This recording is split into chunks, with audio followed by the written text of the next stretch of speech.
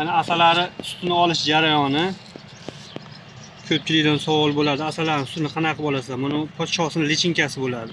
Lichinkasini tagiga asalari sut qo'yadi mana. Shprisga mana asta-sekinlik bilan mana shprisga olinadi. Juda ham oz miqdorda chiqadi. Ozginadan odatda ko'proq bahorda bir marta olinadi.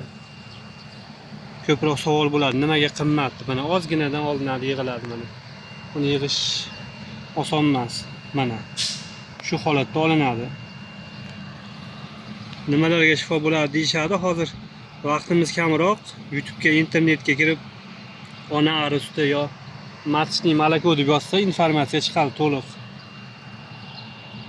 Faqat biz hozir qanday olish jarayonini ko'rsatyapmiz. Ko'pchilikdan savol tushadi. Lichinkasi bo'ladi. Lichinkasini tagidan